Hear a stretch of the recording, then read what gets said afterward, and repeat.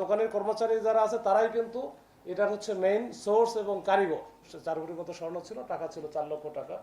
এটা নিয়ে যখন সে পল্টন এলাকায় আসে, এখানে হঠাৎ করে র্যাবের পোশাক পরিহিত অবস্থায় তুমি মামলার আসামি বা অমুক তোমাকে এসে বলে যে আমাদের সাথে আসো বলে জোরপূর্বক তাকে একটা মাইক্রো বাসে উঠাই। না, এখন পর্যন্ত আমরা 8 জনকে ধরেছি। আপনারা দেখবেন যে এই 8 জন হচ্ছে বিভিন্ন এলাকার। গত 28 জুলাই পল্টন এলাকায় একটা ডাকাতির ঘটনা ঘটে। এটা মূলত তাঁতিবাজার কেন্দ্রিক। আপনারা জানেন যে তাঁতিবাজারে স্বর্ণের অনেক দোকান আছে। এই স্বর্ণের দোকানের কারণে ওইখানে স্বর্ণ ব্যবসার একটা কেন্দ্র বলা যায়। সারা ঢাকা শহর থেকে অন্যান্য ব্যবসায়ী যারা আছে, বিভিন্ন এলাকায় যারা ব্যবসা করে, তারা কিন্তু এই স্বর্ণের তাঁতিবাজার কেন্দ্রে তাদের একটা নিবিড় যোগাযোগ আছে।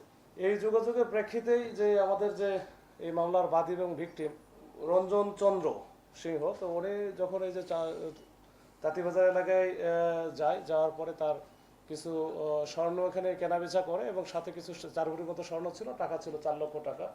এটা নিয়ে যখন সে পল্টন এলাকায় আসে, এখানে হঠাৎ করে যখন মেট্রো রেলে উঠতে লাগে, তখন ওইখানে র্যাব পরিচয়, র্যাবের পোশাক পরিহিত অবস্থায় 3-4 জন তাকে বলে যে তুমি মামলার আসামি বা অমুক তোমাকে এসে বলে যে আমাদের সাথে আসো বলে জোরপূর্বক তাকে একটা মাইক্রো বাসে উঠাই, সাদা মাইক্রো বাস। তারপরে তাকে এখান থেকে নিয়ে চলে যায় প্রায় কাশপুর ব্রিজের ওদিকে। ওখানে গিয়ে তার টাকা পয়সা এসে নিয়ে সব ওখানে হাত পা বেঁধে নেমে দেয় আর কি। তো এই ঘটনার প্রেক্ষিতে আমাদের কাছে যখন এটা আসে, তখন আমরা এটা নিয়ে কাজ করি। আমরা লোকাল কিছু সোর্স আর বিশেষ করে তথ্য প্রযুক্তি ব্যবহার করে আমরা ল্যাক্সেল সংগ্রহ করি বা যেটাই হোক, আমরা এই ব্যবহার করে আমরা এটা ডিটেক্ট করি। ডিটেক্ট করার পরে এই ঘটনার সাথে যারা যারা সম্পৃক্ত ছিল মোটামুটি সবাইকে আমরা শনাক্ত করতে সক্ষম হয় খুবই অল্প সময়ের মধ্যে। এর মধ্যে আমরা এই যে তাদের একটা ফাঁদ পাতার পরে আমরা গত 3 দিন যাবত তাদেরকে কিন্তু তাদের পিছনে আসি এবং তাদের অ্যাক্টিভিটিসগুলো আমরা দেখতেছিলাম। তারা কিন্তু প্রতিনিয়তই এই কাজগুলো করে যাচ্ছে। তাঁতিবাজার কেন্দ্রিক যত ঘটনা ঘটে ম্যাক্সিমামই তারা এই কাজগুলো করে। তাদের 4-5টা সংঘবদ্ধ চক্র আছে, বিভিন্ন এলাকায় কাজ করে এবং এদের কিছু নেতা আছে যারা এটা সমন্বয় করে। না, এখন পর্যন্ত আমরা 8 জনকে ধরেছি। আপনারা দেখবেন যে এই 8 জন হচ্ছে বিভিন্ন এলাকার। এই তাঁতিবাজার কেন্দ্রিক যে ব্যবসা প্রতিষ্ঠানগুলো আছে, ওখানে যে ব্যবসায়ীরা যায়, এই ব্যবসায়ীরা গেলে ওইখান থেকে ওই কর্মচারী যারা থাকে, এই কর্মচারীরা কিন্তু সব কিছুই জানে।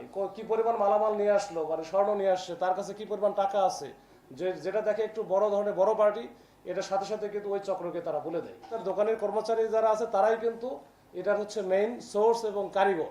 এই কারিগররাই কিন্তু সবকিছু করে দিচ্ছে এবং সাথে সাথে এদের কাজ হচ্ছে যখনই এরকম একটা সোর্স বা তথ্য পাইলো, তখনই কিন্তু এই ডাকাত দল তখন গ্রুপ হয়ে ভাগ হয়ে তারা এই কাজগুলো করতেছে এবং এটা প্রতিনিয়ত করতেছে। তো আমরা এটা সার্ভেলেন্সে রাখছি। এই যে এখন পর্যন্ত যে 8 জনকে আমরা ধরেছি, তাদের নামে এর আগেও ইতিপূর্বে অনেকগুলো অসংখ্য মামলা আছে। তাদের কাছ থেকে এই র্যাবের পরিহিত যে পোশাক, হ্যান্ডকাপ, সিগন্যাল লাইট, তারপরে আর একটা জিনিস যেটা হয়তো আপনারা হয়তো এটা তো আসলে সবাই ভয় পাবে, যে পিস্তল, অবিকল একেবারে ওই যে অরিজিনাল পিস্তলের মতো। আসলে পিস্তল না, এটা খেলনা পিস্তল, কিন্তু ওইটা তারা ব্যবহার করতেছে। বেশ কয়েকটা চক্র আছে, এটা আমরা আইডেন্টিফাই করে